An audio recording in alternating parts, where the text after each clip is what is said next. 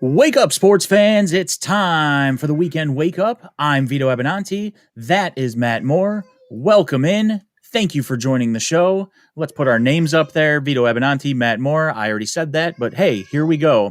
We got a ton to talk about today, but I want to welcome everyone in. We are live. We're live on Facebook, YouTube, and Twitch. You can subscribe on YouTube by going to YouTube and searching my name to subscribe to the channel. You can also follow the show on Facebook, facebook.com/Weekend Wake Up Show. And a new development over the last couple days, you can join us on Twitch, twitch.tv/VJA Sports Media. You can also follow us on Twitter. We're on all the platforms that anybody uses, except for maybe Parler, but we'll just leave that alone. Follow the guys on Twitter at KD Thompson. I think everybody's using Parler, my guy. At Sports with More and at VJA Sports Media. You can join the conversation on any of those platforms, and we will get almost all of your chat notes. The only one we don't get in real time is Twitter, because I don't really have that up. But we will get your chatter on Twitch, on YouTube, as well as on Facebook. Again, a ton to get to today. Draft days 1 and 2 of the NFL have been completed. The Bears make some huge moves. We're going to talk about their first and second round picks. Ryan Pace makes some huge moves in place, for the Bears, essentially. Some other draft notes, 5 quarterbacks were taken in the first round. We're going to go over that. We will at one point switch gears to baseball, where the White Sox have gone on a bit of a run and seem to be heating up. The Cubs are just an absolute disaster, and I don't even know why we're going to talk about them, but we're going to anyway. Yeah, and the Blackhawks and Bulls both may have played their way out of the playoffs. But Matthew, it's great to see you again. You've been off for a bit. It's been a while, and it's fun to be back. I'm excited again. I'll have another announcement to make about my fandom. I sent you a fax. I don't know if you've got it, but I am back. No, I didn't get it, but because also fax machines have been obsolete for 15 years. But I appreciate you trying. But yes, for anyone who follows the show, it hasn't taken long. But Matt Moore has not only jumped off of the bandwagon. I think did you jump off the bandwagon and then kind of jog alongside it for a couple months, and then you were able to just latch back on? No. I drove my bandwagon into a river, and then I was towed out by the draft. Okay, I've got hope again, and we'll get into this. And I'm sure there's going to be people, oh, you're fair weather, whatever. I don't care.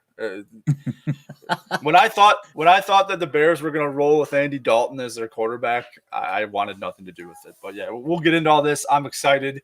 This doesn't mean overnight everything's going to be better, but there is a positive direction up at Halas Hall for the first time, probably, Vito, since we've done shows together. I mean, is that fair to say that there's a better outlook? I feel like we were pretty excited with the Khalil Mack trade I'll say that I think overall we were probably pretty well. We tempered our expectations, but we probably didn't hate the Matt Nagy signing at the time. So it was like Khalil Mack, Matt Nagy. There were things that got people kind of interested in the Bears, but look, quarterback rules the league, and the Bears haven't had a quarterback in 100 years. I mean, it's pretty much that simple. You're talking about the most inept franchise in the history of the NFL when it comes to the quarterback position. My love for Jay Cutler aside, Jay Cutler brought them to an NFC championship game with a bunch of nobodies, essentially, on offense. I don't want to say a bunch, but at the wide receiver position, yes. But you know what? They never built a team around him. And by the time they were able to build a team around him, he was injury prone and old, and probably just pissed off that he spent most of his first 6 years here on his back. So it sounds like me, minus on the back part. Yeah, I was going to say, where are you going with that? Yeah. You're right. It's with what the Bears have done, which we're gonna deep dive into. With what the Bears have done, yeah, you have a right to be excited, but again, they haven't developed a quarterback in forever. They seem to always get the wrong guy, even when they get their guy. So we'll have to see. But I mean, we can jump right in. Ryan Pace, the Bears, make some huge moves on the first 2 days. He traded up in both the first and second rounds. And we're going to start with the first round pick because this is the big one. He trades up from the 20th pick to the 11th pick, trades with the Giants, gave up the 20th, a fifth rounder this year, and first and fourth round picks next year. Big price to pay. And essentially, it's a big price to pay because you're making up for the butchered Mitch Trubisky pick from a few years ago. But so we did a draft special show where Kyrie kind of broke down the draft as we were watching it, and we also broke down what we thought the Bears were going to do. He mentioned it as like a side note. Maybe I'm hearing things. Maybe the Bears will move up and take a quarterback. But for the most part, we were under the assumption that at 20, they were going to take who was there. They were going to take an offensive lineman. They need a cornerback. They were going to take a wide receiver. But once they made this move and they picked Justin Fields, Kyrie talked about it on the draft special show. He's like, a good number of draft scouts seem to think Fields was the second most talented quarterback in the draft behind Trevor Lawrence. If that works out, even if it doesn't work out, just as far as what the Bears did in this first round of this draft, how big is this pick for the Bears? It says something about desperation in my mind. I mean, look, Nagy, Pace, their backs are against the wall. What they just did, not only in my mind, kind of rejuvenated this franchise, gave them some hope, as I stated. They bought themselves some time, right? So there was something in this for them as well. They bought themselves probably, I'd say, 2 to 3 more years of being around to try to get this right. For once, they weren't cute about it, right? They didn't do the Trubisky pick where, we liked him because he drove a Toyota or whatever. No, you saw what you saw on the field. The guy's been in big games. He's delivered him in games. We talked about it on the show after that Clemson game. Like, did he just show us something? Was everybody sleeping on this kid? And we all said at the time, yeah. I still can't believe this kid is a Bear. Now, obviously, they've got to develop him. There's questions about that. There's concerns about that, and rightfully so.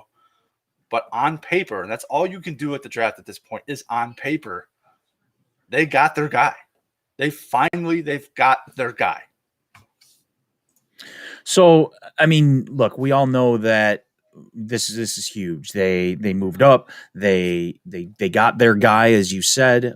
Kyrie said the same thing. They got their guy. He might be the second most talented quarterback in the draft. Maybe, who knows? But they also signed Andy Dalton in the offseason. And obviously, Andy Dalton was going to be a placeholder no matter what they did. Whether they had to sign another free agent after this season or not, Andy Dalton wasn't going to be here more than maybe 2 years unless they were signing him to random 1-year deals.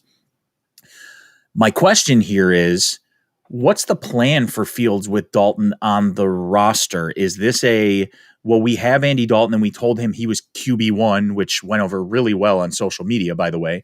But that's the point that I jumped out, by the way. That's when I drove my car into the river. It was so tone deaf. But, okay, we told Andy Dalton for $10 million, he better be QB1 at this point. And so what's the plan with Justin Fields at 11? Like, is he the quarterback of the present? Is he game 1 or is he game 6? Or is he, you just hope you hope Andy Dalton plays well for 16 games this year, but not well enough to, hinder Justin Fields? Well, he's definitely not game 1. I think we need to get rid of that. And I know there's going to be meatballs out there. Well, you drafted him. You need to play him. Like, no, you need to develop him. This is the guy that you want around for 10 years, not 10 games. So you develop him. You make sure that he's coming along right. You do everything you can because let's face it, they're not. And again, this is my opinion. My outlook on this upcoming year doesn't change. I think you're probably still going to finish, along the same route that you were going to. I don't think that you're going to add a bunch of wins. You are putting pieces in place for the long term. So you need to think long term here. My buddy at work was like, well, dude, he's got it. What if he outshines Dalton in camp? My answer to that is he better. He better outshine Dalton in camp. He better be better than Dalton. But you need to develop him. You need to let him figure this game out. It's a different speed. There's obviously questions, and obviously it's a college game. Can he make reads? I think he's a smart guy. I think he's got it between the ears. That's not something that I thought Trubisky had. I think this guy can be coached. You are going to see, there's going to be no excuses for Matt Nagy as far as developing a quarterback. This is what we heard when we hired him as a coach. He's a quarterback guru, blah, blah, blah. Well, I didn't have my quarterback. Well, here's your guy. Whatever you need to do. And where he comes from, that Andy Reid tree, that's going to say, with using that history, they're probably going to sit him. And in my mind, that's the right thing to do. What are you playing for this year? What are you going to do this year that is going to set your franchise ahead? In my mind, nothing. It's a developmental year. Yeah, and I mean, to the opposite of your point, though, Anthony jumps in on Facebook, which you can jump into the conversation as well on Facebook, YouTube, and Twitch. Anthony's saying you got to think there's pressure to play him with Nagy and Pace on the chopping block. Yeah, for those guys, yes. But again, I don't think they're on the chopping block this year. I think they just bought themselves some time. That's exactly why they made this pick as well. Again, there was selfish intentions here. Look, I finally got my guy that I want. Let me develop him. Let me do what I can do with a guy that actually has tools to be a quarterback.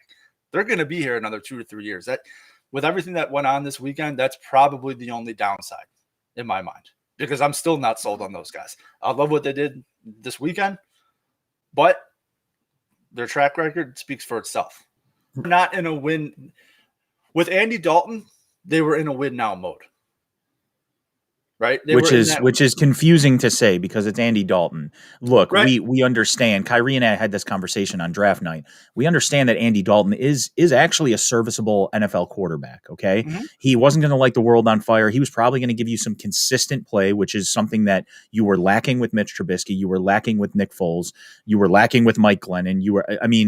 You had an expectation of what you could get from Andy Dalton, and it was better than garbage. Like that's pretty much it was, hey, just don't screw this up. Just go manage this. Don't make us worse. Just hold on. Like, don't screw this up. That was the expectation. How sad is that? Right. Well, so it's Chicago and it's the Bears. So the expectation at quarterback is don't screw this up. I mean, that's pretty much. Why do you think, and I look, we all know my love for Jay Cutler. Okay.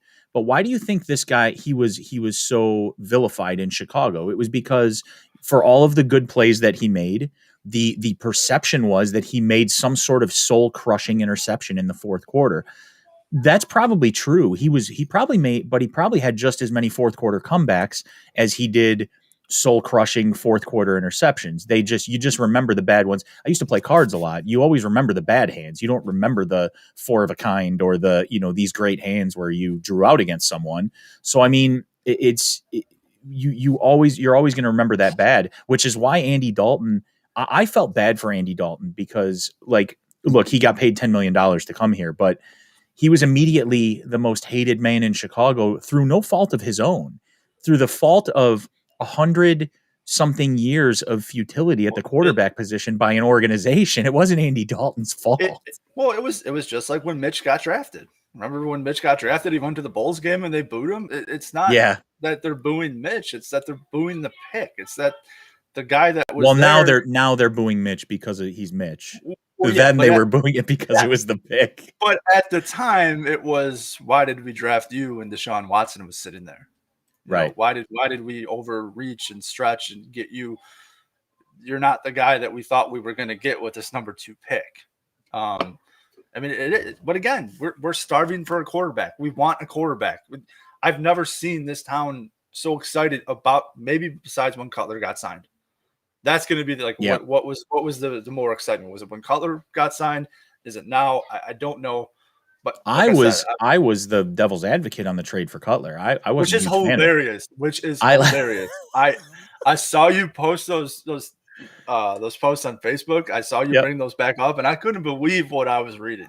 It's not that I disliked Jay Cutler as a quarterback. It's just that I thought, as has been the case with the Bears, and I kind of thought on draft night, they had to overpay to fix a mistake that they've made repeatedly. Well, and that was my issue with it, because they essentially gave up a starting NFL quarterback in Kyle Orton, who he was at the time, a starting NFL quarterback, and 2 first-round picks and like other picks. And that was insane to me. I get what they were going for, and Jay Cutler was a Pro Bowler and all that, but along those lines, I thought it was too much to give up, but they had to do that in order to fix the mistakes of past. Okay, so here we are now.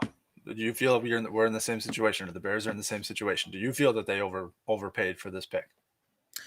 Yes, but I understand why. I Where think do you? moving up 9 spots, okay, it's not like they moved up 9 spots from 10 to 1, okay? Mhm. They moved up 9 spots and they were still drafting outside of the top 10. And I know there's a point system to the picks that you give up, and future picks are weighted differently because you don't know where they're going to end up in that particular round, and so on.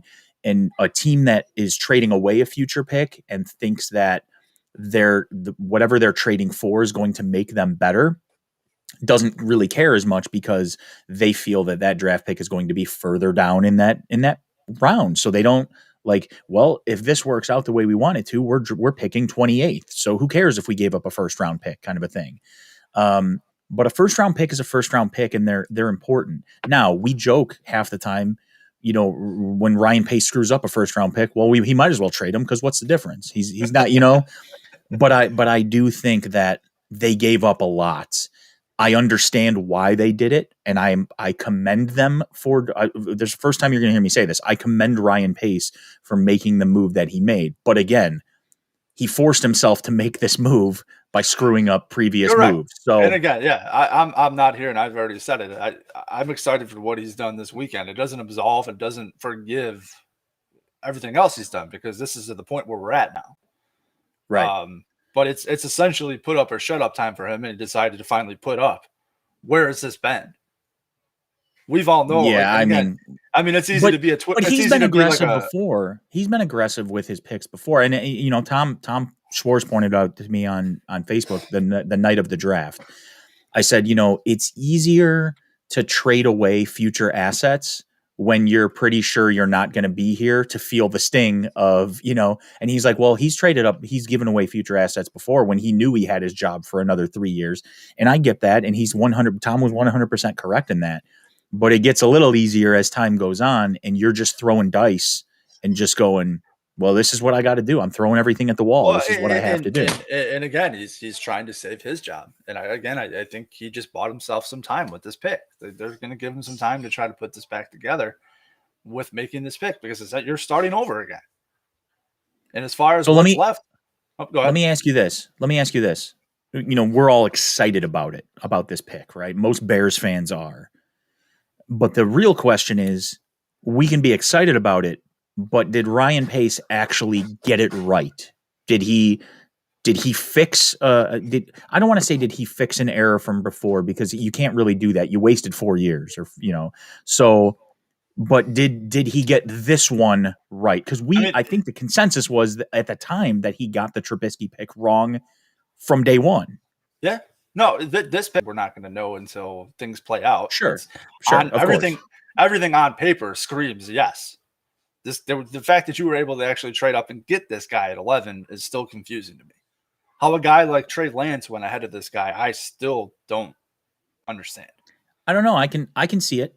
I can see it. Really? I think Trey Lance is more of, and again, we had this conversation on draft night. I think Trey Lance is like a higher ceiling but lower floor guy. So maybe the Niners wanted to go and see if they could get that higher ceiling. You kind of look at Fields and you're like, he's already really good.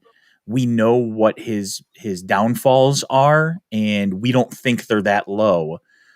Maybe his ceiling isn't up here. Maybe his ceiling isn't, and I'm just going to throw a name out there. His ceiling's not Patrick Mahomes, but his ceiling is definitely really good NFL starter. And I think that was their, I think it's a safer pick than Trey Lance. Do you think that they're telling you that they don't think they can develop a quarterback pretty much? So we're going to go with a guy that's already better, that doesn't have as much. I think it's a combination of that. Yeah, I think it's a combination of we probably can't develop him because we don't know what the hell we're doing, and also we may not have to develop him as much. And I think on top of that, if you look at Matt Nagy, his stamp is on this too. He's looking at it like, this is the kind of guy that more specifically that I need in my offense. Yeah, kind of a thing. This is his guy. No doubt about it. This is Matt Nagy's guy. This is his pick. Right. This is his this is the one that he's riding off into the sunset with. This is either going to work and he's going to look like a genius, or it's not going to work and he's going to get fired. And Yeah, me, well, like, they're all getting canned if this doesn't work. well, yeah, and it's a win-win. Hopefully Ted for me Phillips too, but that's it's a lot to ask. So, let's move on. And actually, before we do, I want to thank everyone for joining the show. This is the Weekend Wake Up. I'm Vito Abenanti. That is Matt Moore at VJA Sports Media for me, at Sports with More, 2 O's, on Twitter for both of us. Kyrie is unable to make it today. He has Boston.com duties, writing for the Patriots and their draft day. He's actually covering day 3 for the Patriots today. So he big timed us, is what you're saying. Yeah, he had to do a real job involved in sports, unlike us who just pretend this is a real job involved in sports. But if you'd like to join the conversation, you can do so on Facebook. I mean, I'm pretty sure you can make donations on Twitch, so maybe we should get that started. Yeah, look at how pathetic we look. Pass it on. You can join the conversation, as Matt Moore just said, on Twitch. You can also join us on YouTube. You can subscribe to the channel if you just search my name, Vito Abenanti. So let's move on to the second round of the draft. Obviously, we like the Fields pick, and Pace then again moves up in the second round and takes what we thought was another need. And to be honest with you, I didn't have quarterback on my list of needs at this time, at least not in the first round.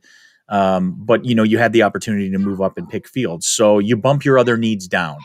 Your other needs are offensive line, cornerback to replace Kyle Fuller, and probably wide receiver to possibly replace Allen Robinson, who will likely be. But Pace moves up. He had the 52nd pick. He moved up to the 39th pick. And he selected Oklahoma State offensive tackle Tevin Jenkins, 6'6", 320, aggressive, solid all-around blocker.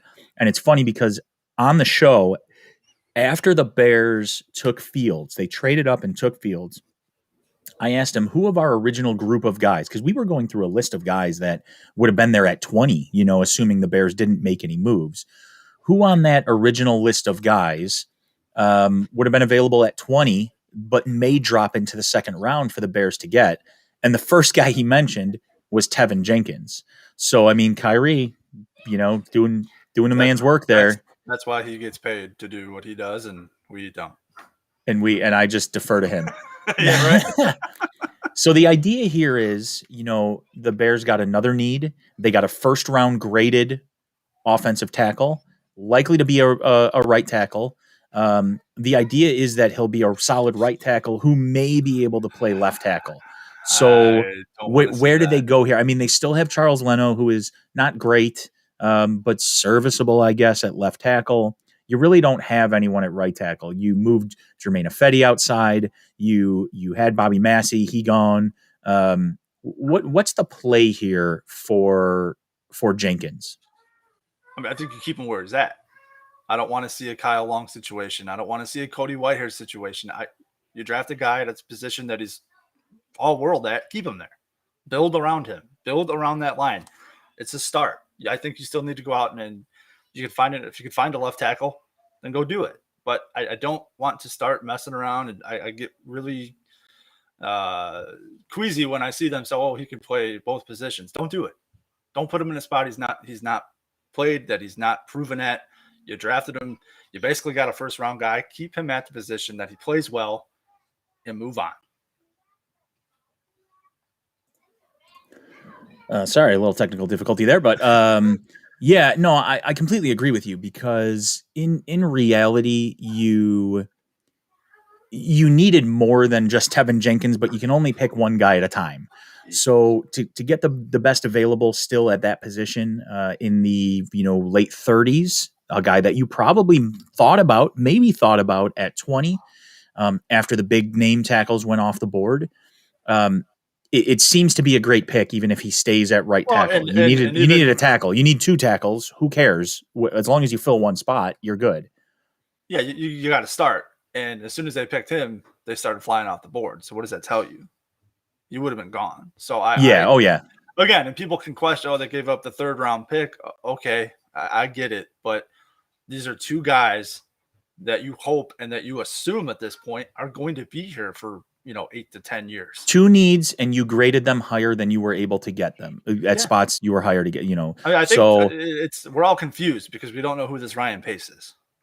I have no idea who this guy is that's making these picks. I don't know if they. You mean he didn't trade up for a project tight end from Appalachian State? He used to be a water polo player and basketball player. Yeah, well, he's got the mentality we like. Yeah, maybe they just turned this over to Bears Twitter to draft, and they said, "Oh yeah, that's a good idea." Maybe they all. So what's the prospect of Jenkins starting week 1? Again, and I don't. I think you have to make sure he's ready. I think in that position, you're probably going to be more ready than you are as a quarterback. But again, there's no rush for me. There's no urgency to get these guys out just to play them because they're essentially first round picks. I'm going to call him a first round pick. He graded as 1. That's the guy that they were originally going to go out and get. A lot of draft boards. You have to develop him. You have to make sure he's ready. You want to make sure that they can develop these guys, and that's going to be what you're going to hear, right? We're finally going to get to see all this. Can they actually develop players? There's no need to rush this year. I know we're all Bears fans, and everybody's going to Super Bowl, Super Bear. That's not even in the cards. I don't even care if, to be honest, I don't even care if they make the playoffs next year. I want these guys to develop. I want these guys here for 10 years. I don't want a flash in the pan that's only here for 1 contract. I want to see these guys get to their second contract, sign it, and stay here. So whatever you got to do to make sure that happens, do it. So they gave up a lot of draft capital, Matt. I just very quickly, a lot of draft capital, but they got 2 extreme needs. Was this worth it? Was it worth giving up that draft capital to get what they got?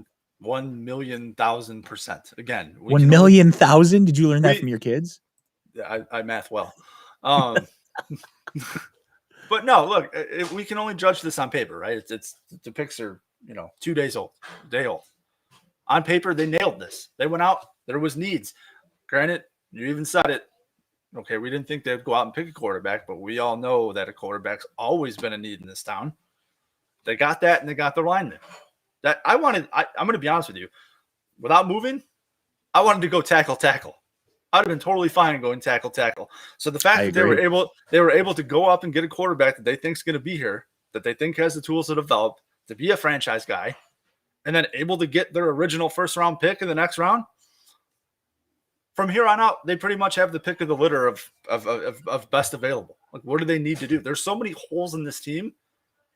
I don't think that you can make a wrong pick at this point. Well, the problem is with the draft capital they gave up, unless they start trading back up, which their next pick is 151. So which, by the way, is just some potent liquor. But but yeah, I mean, you certainly can. And to again, maybe he gives up draft picks for next year to move back up this year. To build that team. Who knows? You're always. If you're Ryan Pace, you can always sell next year's draft picks to get current draft picks and just keep the dominoes falling down the line. And someday you'll be selling 2028 draft picks to get 2026 draft picks. He'll probably still be here. We don't know what his contract looks like. So I want to get to the most important part about this, Matthew. Someone's back on the bandwagon. I'm back. I told you, I'm back. So where you been? I was on the bottom of a river because they decided to sign Andy Dalton and trot out Andy Dalton as QB1 in their social media and troll everybody and just say, hey, genius. We don't care about you guys. Like, we all know that that this is BS, but we're going to try to sell you. Troll job ever. No, I was done. And I obviously there was some, me being a smart ass because that's what I am. But did you write a speech for this one? No, I'm shooting off the hip on this one. I told you, I tried to fax you that I was back, but I get it. I see what you did there. Quarterback, gunslinger, shooting from the hip. Got it. All I need is a cigarette, baby. Smoking Matt Moore. But no. Speaking of side note, some local friends around here, they actually own a couple of racehorses, and one of them they named Smokin' Jay. This is Crownsway Racing. For anyone paying attention, Crownsway Racing owns a horse named Smokin' Jay. And he's run 5 races in his career. He's actually won 2 of them. He actually won yesterday, the first race at Arlington of possibly the final meet at Arlington as they're shutting it down. That as the official show horse. Okay, I'm in. I already got some I got some money into him, so I'm there. Is he the greatest Sign me. local athlete of all time? By far. By far. Not only for the Bears, but also for Arlington Racecourse. Future home of the Bears. But so Smoking Matt Moore, yeah, maybe. They're going to start with Smoking Jay and end with Smoking Jay. Look, they're not trying to. Management's not trying to pull one over on you, right? They're not trying to make you feel like you're a bunch of idiots and they don't value your opinion. They saw needs, they went out and got it, right? But what more can you ask for? Again, I'm not on the Ryan Pace bandwagon. I'm not on the front office bandwagon. I still think that they're garbage. And I think that they're going to be gone eventually.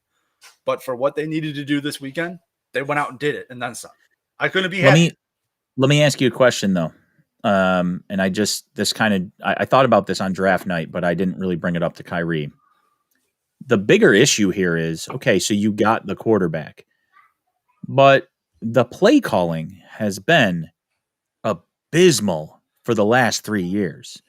And okay, you got your quarterback and that's fine, but someone actually, I think it was actually Eric Willowite, former producer for us, who made a comment like Tevin Jenkins was tweeting about how excited he was to come and just be a mauler for the Bears. And he's a really good run blocker, more so than anything. And Eric Willowite was like, wait till he finds out that the Bears don't run the ball, like, and like those jokes they're jokes, but they're kind of true. Are you going to get Justin Fields killed and Tevin Jenkins injured because you don't run the ball ever and you can't set up protection for these guys? Or does the play calling change? That's a big what if. I mean, I don't know. I think Nagy's pretty stubborn. Well, yeah, take that and think about that for a while. That was his line after.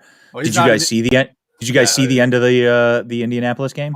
And he's not an idiot, apparently. Remember that as well. Yeah, he has to tell us that because that's where he lost me. By the way, that's where I jumped off the Nagy bandwagon is when he told us all that he's not an idiot. Because sir, we know otherwise. Yeah, sir. Are you sure about that? No, look, man. I guess I'm still on Bears cloud 9 because this is such unfamiliar territory with the draft where we're looking at this and we're all happy picks and there's hope, there's a future, there's a building block. You've got solid building blocks in place for once. Sure.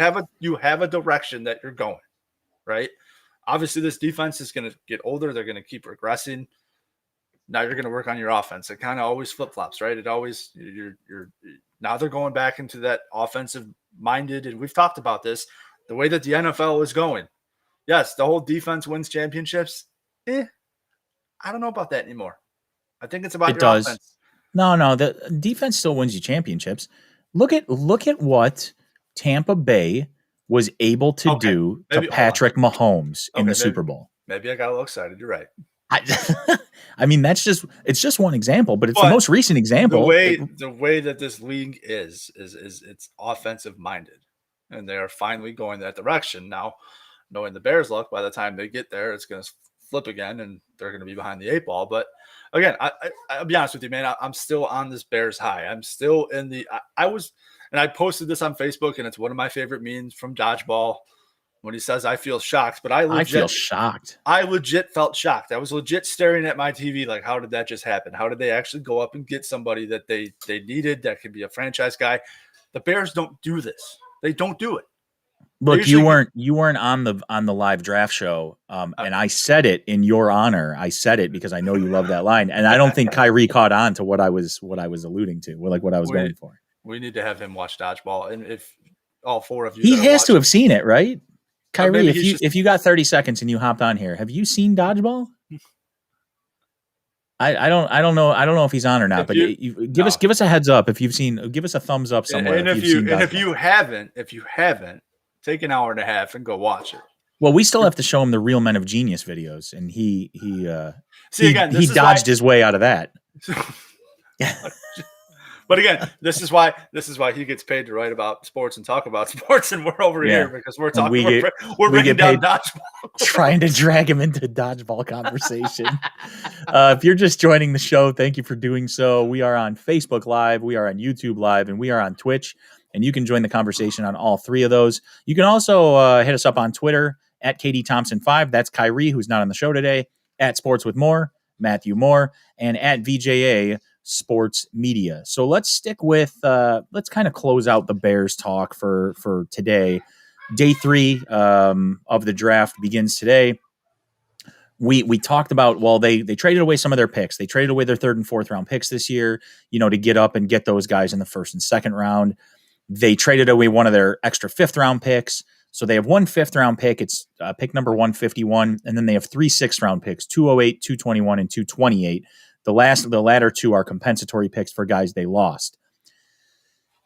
If you're the Bears, you got these 4 picks, right? And they need, like, Ryan Pace has made solid mid to late round picks in the past, but can they find the type of players they need this late? And are we still looking at a hopefully serviceable offensive lineman? Where do you go next? Do you go to wide receiver, or do you take a cornerback first to fill Kyle Fuller's shoes? For me, you pretty much have holes on this team everywhere. So whatever, I'm going best available at any position at this point. I'm going to be honest with you. I know a lot of people are saying that they need to draft a receiver. I don't know about that as the need. I mean, obviously you don't know if you're going to have Allen Robinson after this year. Maybe that pick, changes everything. I'm not sure, but there's so many holes in this team. You could pretty much pick a position and try to fill it with the best player available. Yeah, and I think that was part of my argument to Kyrie on Thursday was the only issue I have with this. Look, I get that you filled 2 huge holes, especially the quarterback position, and you moved up and you gave up this draft capital. But as always seems to be the case, at least in my mind for the Bears, you're in years where you have 6 positions that you need to fill with quality guys. You're now trying to you filled 2 of them, and that's awesome. But now you're trying to fill 4 other positions with, well, maybe we can piecemeal a 6th round pick in here. I just don't want this to turn into, can we turn Jamarcus Webb into an NFL, caliber left tackle? Because that's been tried. Those things have been tried. I understand you can find talent and you can find undrafted free agents and all that kind of stuff. He's been good at that. So right. But it feels like it's always a piecemeal kind of thing where it's, well, we filled these two spots, we got Roquan and then we just threw a bunch of stuff at a wall and hope for the best. Yeah. I mean, we all know that there's still a lot of work to do. Sure. I mean, this isn't going to get fixed in a year, probably 2 years. They need to keep building this thing, but it is where they are, right? Like, I don't think you're sitting here thinking that they're going to go on a run and win a Super Bowl in the next 3 years. I know I'm not. Not currently. I mean, is the idea there? Yeah, sure. Is the plan there? Sure. Okay. So there's some other draft notes I want to get to here. 5 quarterbacks taken in the 1st. The Niners trade up before the draft to the 3rd pick. They take Trey Lance. You kind of mentioned that it was confusing to you. They still have Jimmy G and Josh Rosen on the roster, who they just signed to a 1-year deal in February. So what are the Niners like? What's the plan for John Lynch and the Niners? I mean, are they basically telling that Jimmy G's on his way out? I mean, Josh Rosen, you can do whatever with. Take or leave him, but and there was Jimmy G to the Patriots rumors. Obviously, that didn't happen. Now Lynch came out and said that, I think he said that that's their guy. So do you sit him behind Jimmy G and try to develop them? I mean, to me, this almost felt like a Trubisky pick. I mean, I feel like there was better talent still there that they passed on for a guy that may or may not hit, and especially that high. I was confused. I mean, I guess that's where I was. Again, at that pick, I feel like you should be picking somebody that that there's no questions, that there's no developmental, like, that you're going into that that you have to actually work on.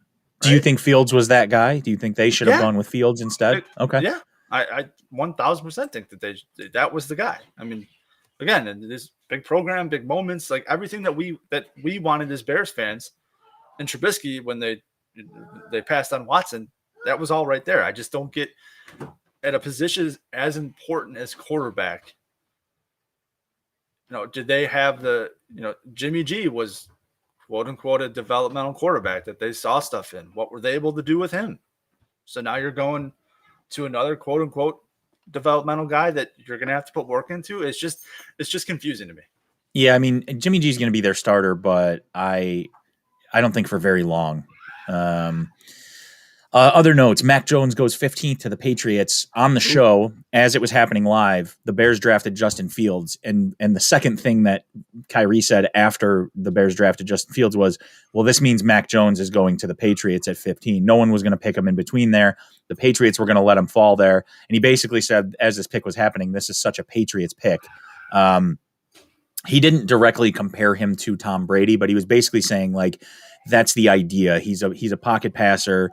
If he really, really has to, he can get out of the pocket, but he's not going to. He's going to stand in there. He's going to be accurate. He can read defenses and so on. And that was the idea they were going for with the Mac Jones pick. Other notes on day 2, Kyle Trask from Florida stays in Florida. He was taken with the final pick of the second round by the defending Super Bowl champs, Tampa Bay, and the aforementioned Tom Brady. Looks like he's the replacement for Tom. If Brady ever retires at 65, maybe Kyle Trask will get in there when he's about 32, something like that. Kellen Mond and Davis Mills, a couple guys that people weren't sure. Maybe they sneak into the end of the first round. They actually didn't go until the beginning of the third round. But Mond and Mills go back-to-back early in the third to the Vikings and Texans, respectively. And the key here for me, and I want to get your take on this, the Davis Mills pick is interesting for a couple reasons. So I liked Mills. I actually mentioned this to Kyrie. I liked Mills as a sleeper pick. But I mean, like, at the end of the first round. But going to Houston is interesting because, I mean, they still have Deshaun Watson on the roster, along with Tyrod Taylor, who they signed. But my question here is, I'm not going to get into all of the issues that Watson has because we don't have a lot of facts, and I don't like to start speculating about ridiculous things, especially as personal and important as the charges he has up against him. But I want to talk more football. Does Deshaun Watson ever put a Texans jersey on again? That's the question, right? If he wants to play football in the foreseeable future, then yes. If he's willing to sit out, then no. And even the Texans are writing it for him. Look, we're moving on. We're trying to get your replacement. We're trying to move on from you. Obviously, I'm not breaking any news here. He's obviously the best quarterback out of those 4, but we don't know. Neither do they. And I guess I think if he wants to play football, I don't know what's going to end up with everything. Like you said, I think there's a lot of unknown in that. What is his, personal brand going to look like? Who's going to want to touch him? If anybody the talent's there.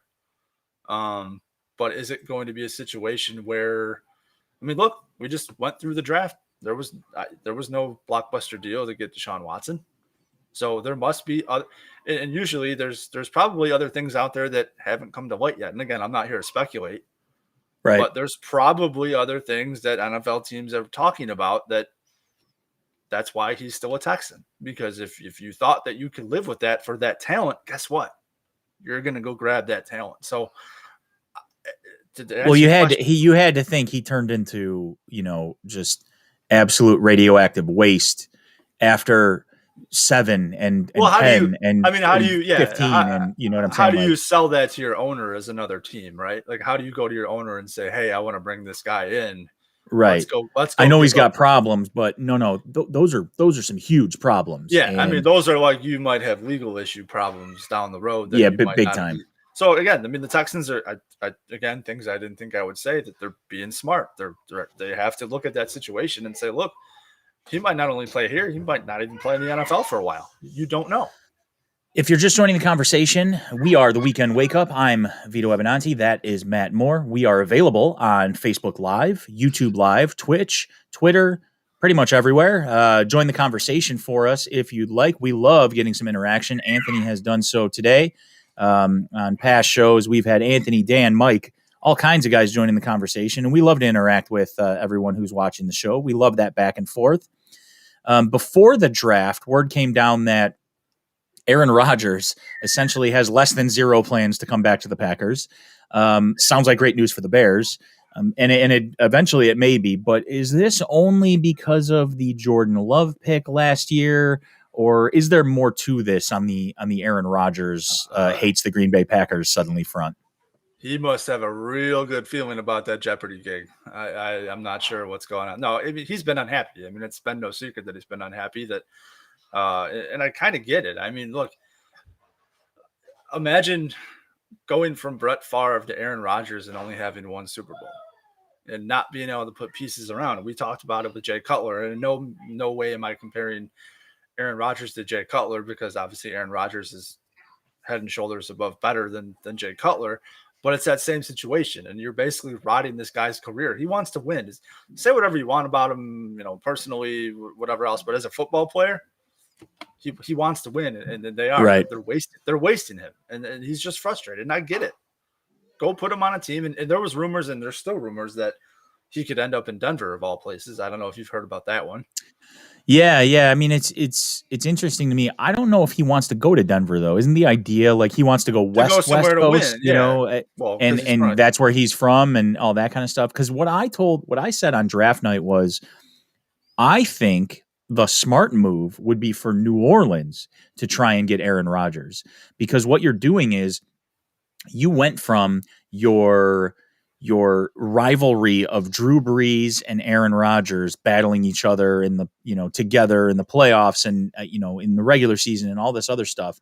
You lost a Hall of Famer in Drew Brees. He's retired now. Why don't you go out and get one of his rivals who is still an elite? He just won an MVP. He's still an elite quarterback, and you still have the weapons to kind of put around him and make one more run before you switch to Taysom Hill or whoever it is. Whatever their plan was for that. I get it. You need good backups. I'm not knocking that, but they paid Taysom Hill starter money, and he's never started. He was I thought he was more of a gimmicky kind of quarterback. Big dude, can power through the line and all the rest of that, and he can throw. Don't get me wrong. But you paid him starter money. Well, I mean, he's on that Chase Daniel backup plan. He knows the system. Obviously, he can play a couple different positions. I mean, he's valuable to that franchise. I agree. He's a perfect fit for that franchise. He's going to make that money with that franchise. He's not going to do that anywhere else. So yeah, it would look weird. Don't get me wrong. I could see it. It would make sense. He wants to go somewhere to win. I mean, that's his ultimate goal. Can you imagine him going to Denver and then Vic Fangio ruining his career too? No, yeah, I don't. Again, that's one of those things where you just him in another uniform, it wouldn't sit right. I mean, and again, I'm saying this after Brady won a Super Bowl as a Buccaneer, but that's one of those things where it just, until I actually see that happen, I'm not going to believe it. This is the weekend. Wake up. Go ahead. I was going to say, I think all that outburst and that tantrum was more of, you guys better do something in this draft to make me happy and make us better. Yeah, but he's been doing that. He's been saying to them, like, just nonchalantly for years, like, yeah, I don't have anybody.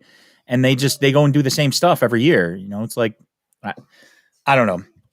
I just know that, look, it's great for the Bears if he leaves Green Bay and they can get him out of there. But also, like, if you're the Bears, why don't you want to beat this guy? Like, just beat him. You can't beat him when he's got scrubs around him half the time, and okay. The best way to do it is just let him go somewhere else. You can't beat him, get rid of him. Exactly. If you're Aaron Rodgers, though, you don't need the Green Bay Packers anymore. I understand the competitiveness, I understand the want to win, but you know what? If you don't think it's happening and they're not going to get rid of you, you know what? It sounds stupid, but go do the Jeopardy thing. I think he's gotten better on Jeopardy anyway. So I have not seen a single episode of it's actually he's not bad. You should see the one where the guy. I saw that clip where he's like, who wanted to kick? Yeah, and his reaction was pretty funny to that. He was trying to keep a straight face, trying to be like, I'm not supposed to interact. Oh, like come this, on, dude! That's a jab at the Packers again too by him doing that. He knows. Oh, 100%, 100%. Come on. He might have been off camera. He might have told him, hey, someone write down. If you don't know the answer, someone write down who wanted to kick that ball. Wherever he goes, I just hope I hope that he learns how to drink a beer. Wherever he goes, he is. That's my hope for Aaron Rodgers. Just learn how to chug a beer. Please. Look, man, not everyone can chug. Okay. I don't chug. And I'm comparing myself to Aaron Rodgers for those of you out there. I don't chug beer either. It's okay. That's because the beer is running away from that mustache you got on your face right now. Nobody runs away from this. They all come towards it. Oh, this is the Weekend Wake Up. I'm Vito Evenanti. That's Matt Moore.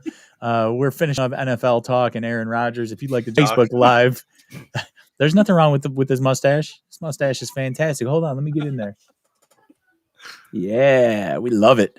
You can join the conversation on Facebook Live, YouTube Live, and Twitch, as well as Twitter at BJA Sports Media and at Sports with More are the two guys on right now. Let's switch gears. Let's go to baseball. Let's talk about this is kind of what we thought was going to happen in Chicago baseball this year. There was going to be one team going this way and one team kind of going that way. And that's pretty much what's happened. It took a little longer for the Sox to get their wheels under them.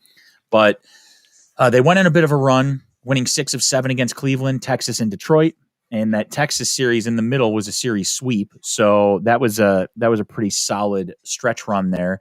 They did lose to Cleveland last night, but they're still 8-2 in their last 10. They lead the American League in batting average and on-base percentage. They're 5th in runs scored. As far as pitching goes, Carlos Rodon and Lance Lynn have been fantastic. Michael Kopech has done a bit of everything. He's been out of the bullpen. He's been in the rotation. He's been fantastic. And the issues for them come down to specifically the bullpen.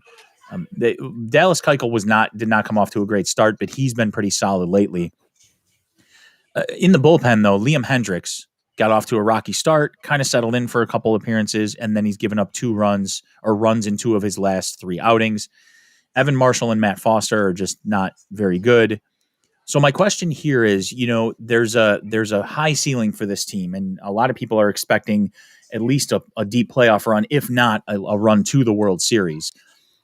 The question here is, can they stay afloat long enough in the AL Central without picking up a bullpen arm? Are they able to carry themselves far enough with the bullpen currently constructed the way it is? Well, of course. I think what this is, and I think Tony La Russa actually made mention of this, is he's still figuring out that bullpen, and the bullpen's still figuring out themselves. I mean, again, I know we like to kid that it's early, but it's May 1st. This is still a young team. You have a new manager. There's higher expectations, so there is spotlight on this team, and I'm fine with it. And this offense is just too good, to be worried about the bullpen in May. Again, this was going to be a strength. You mentioned guys, Matt Foster, Evan Marshall. I don't think that you need those guys to be great. Obviously, you can't have them be horrible, but where this team is right now, I think they're fine. Give them some more time. Give La Russa some time to figure out how to manage these guys, how to manage the bullpen. They've had some days off lately, so hopefully that will give them time to rest up and kind of get back to roles that they should be in. The Fireball or Crochet, I think he just got hurt, but I think that's only going to be like a 10-day stint. Hopefully he's back. Again, the sky's the limit for that bullpen. I'm not worried about it. It's only May. You got plenty of time to figure it out. As far as going out and getting somebody, if they're there and you have the assets, then obviously you make the move. You're still in this window to try. I mean, your goal is still to win a World Series. That doesn't change. So if there's something there that you can go get, then obviously, yeah, go get it. But zing the stash. That's sorry to interrupt your stream of consciousness there. That's my brother, Matthias on YouTube. Look, you guys know you love the stash. I don't want to hear it. It's a fantastic stash. It's beautiful. Jen loves it. I mean, Penny didn't scream when she saw it the first time. So, I mean, look, it's a winner. Fred Slacks is a winner, for anyone knows that reference. I think they need to make a move, though. I think I don't think May you 1st, can. You think they need to make a move? No, I think they need to make a move by June 1st. That's what I think needs to happen. Especially for a bullpen arm. You don't want to overpay for a bullpen arm at the end of July. When you are now 7 games back or something along those lines. You want this goodwill and this positivity, especially for a young team. You need to keep it moving forward. And I get that they have veterans on this team. Jose Abreu is a fantastic veteran. Yasmani Grandal, although he is hitting like absolute garbage, is a great veteran to have on this team. You have guys who can keep them grounded. But the issue is you can't fall too far behind because Minnesota's a good team. Kansas City, I think, is leading the division right now, which is something new. But Well, you don't want these other teams to finally, the warm weather, and we talk about that. Like right now, the Sox are 24th in the league in home runs, which is surprising. But again, they're 5th in runs scored, so they're figuring out how to do it. But the thing is, if you start your offense moving and your bullpen doesn't come with, and you're losing games because of your bullpen, that's a problem mentally, but also in the standings. Yeah, I don't know. Like I said, to me, and maybe I'm in that old Cubs it's early mode, but to me, it's just it's you're still trying to figure this thing out. Obviously, what you're in your window. Are you actually thinking that you have the pieces to go out and win the World Series this year? I don't know. And again, I know I'm probably talking in circles right now. To me, it's just early. I'm glad you brought that up because I really want to talk about the Cubs. Not. The Cubs are all over the map. So the offense was absolutely horrific, like historically bad for 3 weeks. Then they ran off a week in which they scored 13, 16, and 15. They gave up 13 in the middle there. They followed up that last game, that 15-run outburst. Their following game, they started a 5-game losing streak, and they got shut out 3 times in those 5 games, which was much more par for the course. So when people talk about small sample size, scoring 13, 16, and 15 was a small sample size compared to 4 weeks of ineptitude from this offense. There are 3 lineup regulars currently hitting under 200, and they're not even close. They're hitting 135, 137, and 161. And lest we forget the pitching staff, where the best pitcher they currently have outside of Craig Kimbrell is apparently Anthony Rizzo, who struck out Freddie Freeman. And while, don't get me wrong, that was entertaining, and it's a game. It's supposed to be fun, and I love that. But the fact that Anthony Rizzo was in that game and they were down by 10 frigging runs is the biggest problem there. I'm all for having fun. It feels a lot like the lovable loser era, right? Where you look at these cute little moments and you blow them up and like, oh, look at that. No, like, what is this team? And this is the team.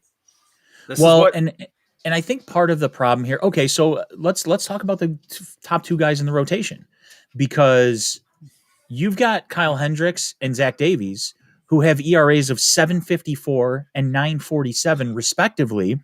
And the biggest issue seems to be, and this is just me thinking out loud here. You have 2 guys who barely throw 90 miles an hour at the top of your rotation.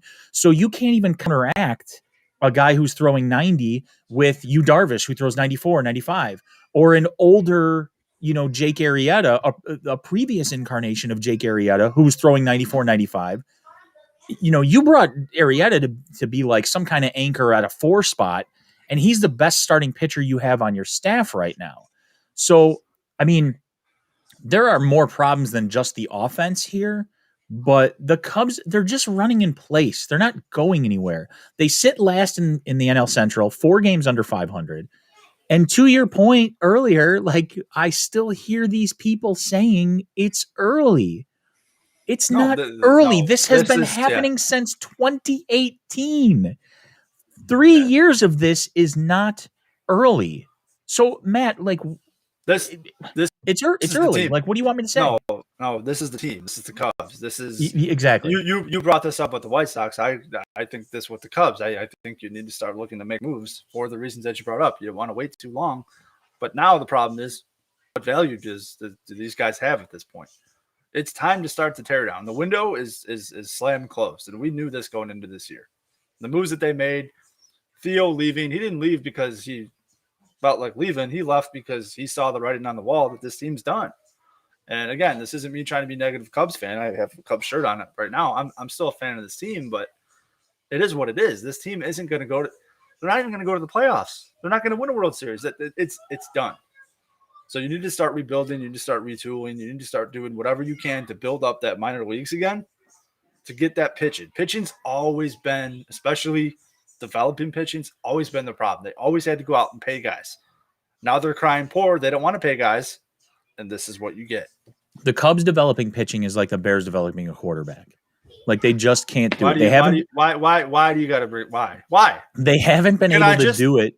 They developed Kerry Wood and Mark Pryor, and that was fantastic until the injuries hit, and suddenly they couldn't figure it out anymore. I understand what they did to build a World Series champion. They traded, middling guys for prospects, but they drafted all position players. I get it. The best guy that they had in their system was Dylan Cease, and they traded him to get a what essentially turned out to be a number 3 or number 4 guy in Jose Quintana. I understand there was more to that deal. I understand that, Eloy was the main piece of that, but you had Cease, who you were sort of developing in your system, and that was about it. Adbert Alzolay is not going to be a top tier starter. He might be a 4 or 5, but these guys, Alec Mills is not a top tier starter. I'm trying to think of who else they just called up, not recently, but he's in the pen right now, and I can't think of who it is. But either way, you to your point, these guys don't know how to develop pitching, and part of the problem is not only do they not know how to develop pitching, but all of the guys that they thought they were going to have for 8-10 years behind, at third base and first base and all those, none of those guys can hit now. So, who goes? They haven't been able to hit. Who goes? Because here's what I'm going to tell you: if they trade Wilson Contreras, I will not watch Cubs baseball. I won't watch it because I'm a you build from the middle guy, and you do not get a 20 home run hitting, 275 hitting guy who can throw guys out from behind the plate catcher. You just don't find those guys. They just don't show up magically all over the place. So you start there and you just say, this guy, look, nobody's untouchable. If they offer me, 6 prospects and they're all top tier and whatever, Willie, I love you, man. But you got to understand what we're trying to build here. But to me, the closest thing to untouchable is Wilson Contreras. Yeah. I know it doesn't look good. I might say Anthony Rizzo if they can figure out a deal. Yeah, but you can't pay him $125 million right now. Like, he took a lesser deal. He took a lesser deal knowing, just saying like he did them a favor, and that's fine. But the Cubs can't do him a favor when he's 31, 32, 33, 34 years old with back problems. Like, you can pay him fair market value and not overpay him just because you underpaid him because that's the deal he wanted. No, but that's the deal that he was expecting, right? And I hate to bring the TV network into this, but they still have a TV network. They still need to have a quote unquote face of that franchise. You have to. I get it. I love Anthony Rizzo. You have to keep somebody. You can't. I love Anthony Rizzo, but you can't pay him $125 million. If he wants $80 million, give him $80 million. You want $80 million for 4 years? Sure. Give it to him. I don't think you go more than 4 years, and I don't think you go more than $80 million. But no, I mean, to your point, there's no untouchable pieces on this team because this team isn't going anywhere. It's not in a position where you're going to add players and make another run, or even another run to the playoffs and hope that you pull a 2005 White Sox, get hot at the right time, and go on and win a World Series. That's not going to happen with this team. Right? They simply don't have the talent. They can't hit. They've never been able to hit. I mean, once the league figured them out. Look, I hate to say this. It sounds ridiculous because Dexter Fowler is like a 260 hitter with a 330 on base percentage, which is not conducive to just the most fantastic leadoff man in the world. But since Dexter Fowler has not been on this team, they have been completely lost on offense. And it's confusing to me because you've had guys like Chris Bryant, who still had a good year in 2017. Then he might have had a shoulder injury. Then he was doing this. And Chris Bryant's on a tear. He's the best hitter on the team right now. And he's probably going to be a really good hitter still for a long time. But as far as that lineup goes, there has been zero absolutely zero consistency to anyone in that lineup.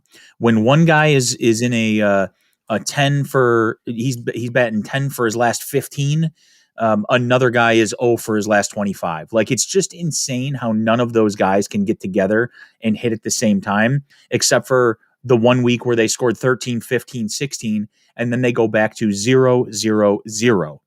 It's incredible. It's absolutely incredible to me.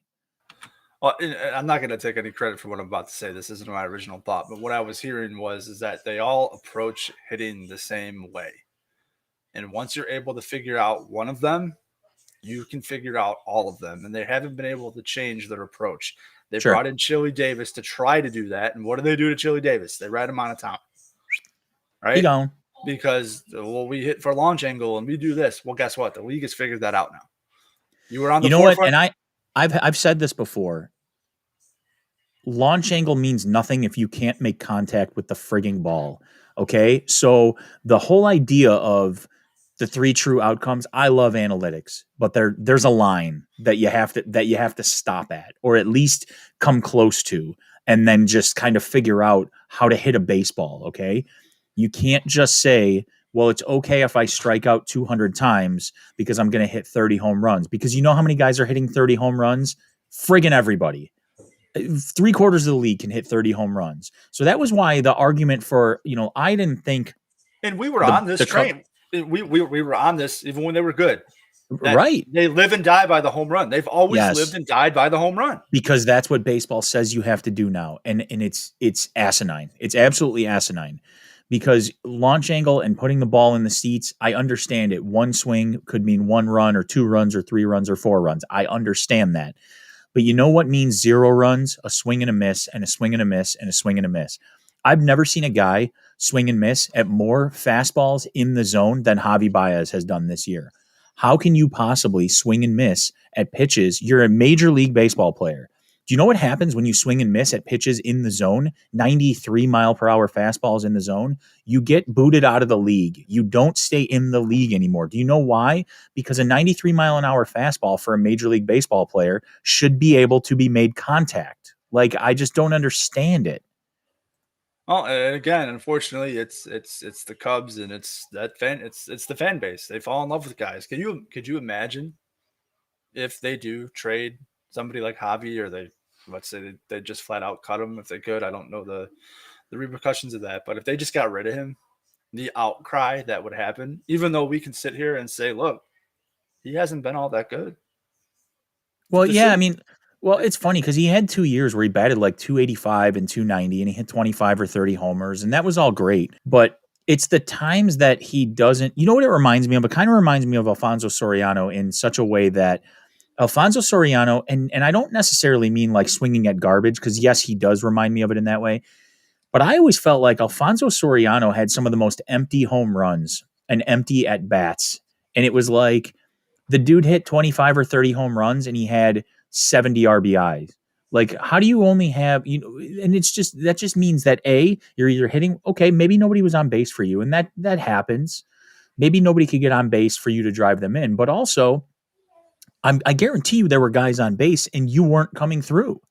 So, and that's kind of what Javi reminds me of a little bit.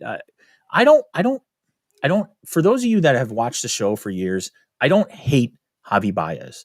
I just dislike his approach, and I dislike the idea that he's some sort of elite talent, because he's not. He's a dime a dozen in this league right now. He's a great defender, and that's fine. Maybe you re-sign him because you want that stability at shortstop and that kind of stuff, and you just live with what he is at the plate. Well, but don't tell me he's a yearly MVP candidate, because he's not.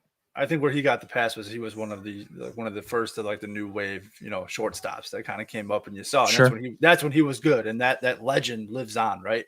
And that's kind of what I'm alluding to, and especially in this town, if you're good for 1.5 years or you're halfway decent, for some reason you're a legend, and you can't touch a guy.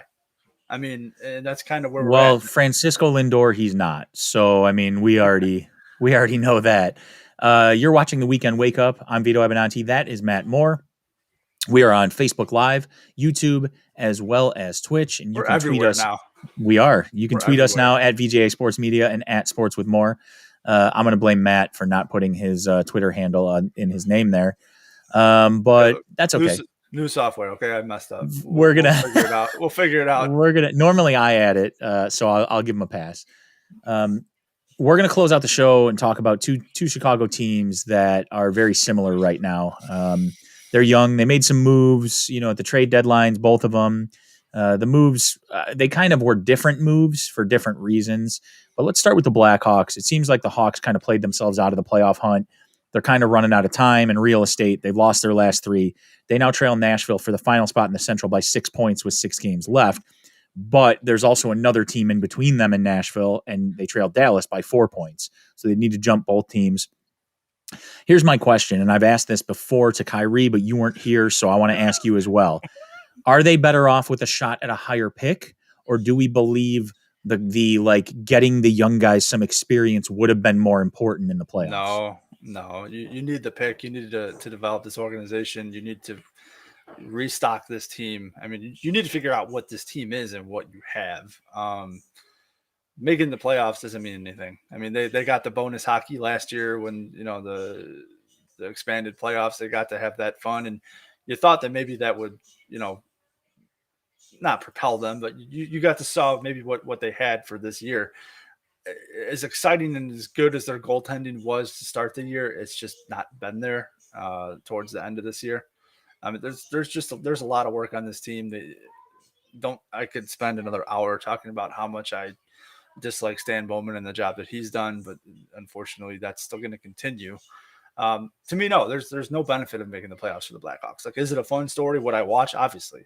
I mean, playoff hockey's fun. I'm going to watch it anyways. But as far as growing as an organization, there's no benefit to making the playoffs. Now, what would be nice to see in these last 6 games, if you continue to fight and play well, you don't want to see a team give up. I don't want to see that. But at the end of the day, them making the playoffs, to me, it doesn't do anything. Yeah, I mean, I agree. I think, look, we thought that they were going to be battling Detroit for the worst record in the league. So don't get me wrong. This season has been just fantastic from the regard of, and I'm sure you can hear Penny in the background. This season has been fantastic in the regard of what we've seen from a lot of these guys. It's been a resurgent year for DeBrincat. Like you said, the goaltending at the beginning of the season with Kevin Lankinen was outstanding. Even Malcolm Subban, who has played really well. I think he's got 2 shutouts this year, something like that, in a limited role. We haven't really seen anything from Colin Delia because of the way Lankinen and Subban had played. I think they didn't do him they did him a disservice, I guess is what I'm trying to say. Colin Delia, I agree. I wish they would have given him another look.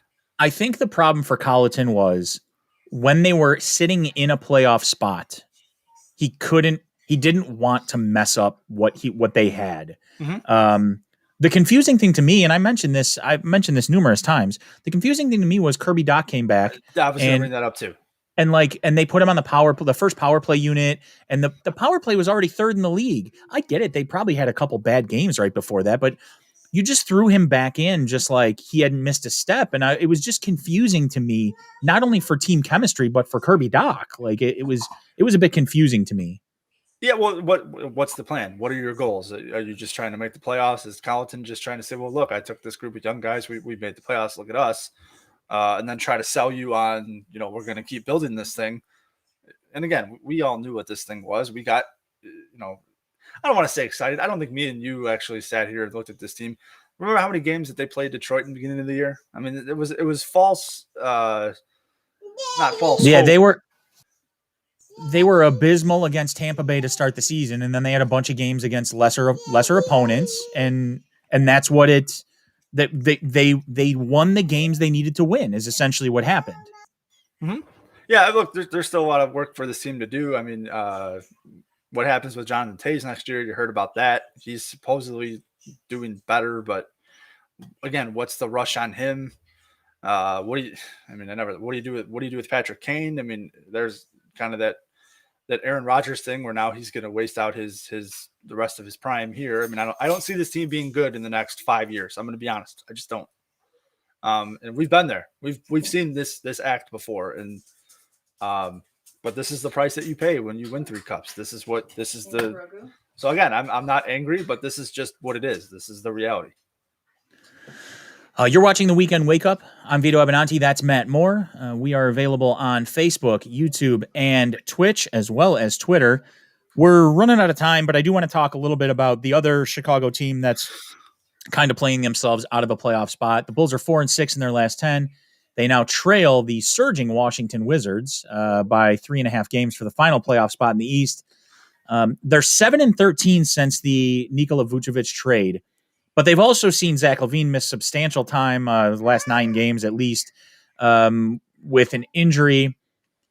The difference here is that Vucevic trade looked like it was, we're going to push for the playoffs this year and so on. If they fall short of the 10 seed, they still have a slight shot to keep that first round pick they sent to Orlando in the Vucevic trade, if they get some lottery luck, because it's protected top 4. But in reality, they need to make the playoffs here, right? Like that's the play. Yeah, I mean, this is a completely different situation than the Blackhawks. I mean, in basketball, we all know you've got a couple decent, a couple really good players, maybe a decent third. You're a great team, right? So you can build a team probably quicker. But if you're Billy Donovan, you want to see what this team does. You want to see what they do under pressure. So for this, I would love for them to make the playoffs. I think it would give them a better insight as to what this team is. Now, as far as the Blackhawks and the Bulls, they're in the same spot. They're rebuilding, let's be honest. But as far as developing this team, like you put it, I think that, they do need to make the playoffs. It would be better for them long term, just so you can see more of what you have in those situations. And I think we lost Vito again. But yeah. No, I'm back. Sorry. I hit the wrong button. I don't know if you saw earlier. You were talking, and I went to go bring you up solo on screen, and I did this instead, which nobody wants to see this. So it's better than what's on the right side. Let's be honest. No, they have to make the playoffs.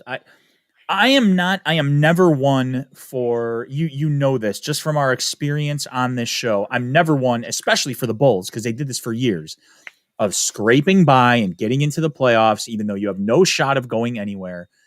But I feel like with Vucevic, with LaVine, with Williams, with the pieces that they've kind of put together, maybe they can do a little something in the playoffs. And contrary to what we talked about with the Hawks, it might be helpful for this team, especially the young guys like Patrick Williams and Kobe White, to get into the playoffs. And the biggest thing is, the reason is, this team is being built a specific way. Vucevic isn't going anywhere. LaVine's not going anywhere. So to get the core guys that are probably going to be here for the next couple of years a little experience in the playoffs, I think it is kind of important for them this year. Not to mention, they don't have a first round pick unless they get a top 4. So they really have to miss the playoffs, lose the rest of their games, somehow get some lottery luck to get into the top 4. And I just don't see that happening. So it's like, we don't have a first round pick. Let's just shoot the moon here. Maybe we can make some noise in the playoffs. And even if we don't, at least our core gets to play together in a playoff atmosphere. So again, it's a little different than what I've said in the past about the Bulls, because they never had like real playoff teams, and half of those guys weren't going to be there the following year. And it just made no sense. Well, there's a plan, right? There's this, we all know what this team is. There's a plan. There's a trajectory of what they want to do. Right. And how they want to get there. Those teams back in the day, as gritty as they were and maybe fun at times, all knew what they were. They weren't going to win a championship. They were a player short, and they could exactly. And making the playoffs gets them, the 17th pick or whatever it is, instead of the 4th pick or the 3rd pick or something along those lines. And look, you can find gems. Jimmy Butler was a gem at 31 or whatever, whenever he got drafted. I think he was the first pick of the second round or the last pick of the first round, 30 or 31, something like that. That's a gem. That's fine. There are guys who have been drafted later and turned into something, but the consensus is, on any given year, the best players in the NBA draft are at the top of the draft. And it's usually 3 or 4 guys, and that's about it. And everyone else is a role player, or they don't pan out. So it's one of those things where it's like, you need the top picks. Yeah, unless you can trade for a guy like Vucevic, that's about it. So we're running out of time. We're in overtime right now. Matthew, great show.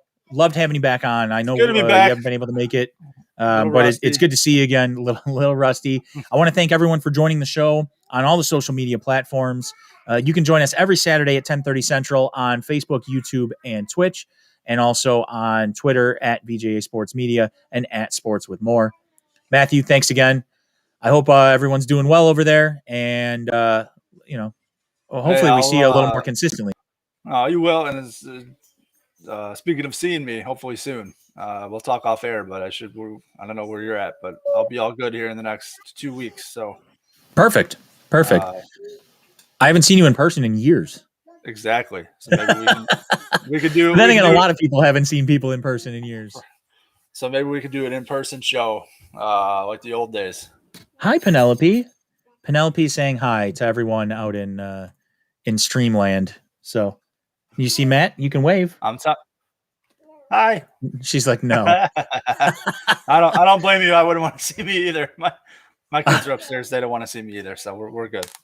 All right. For Matt Moore and Kyrie Thompson, who couldn't make it today, I'm Vito Abinanti. This is the Weekend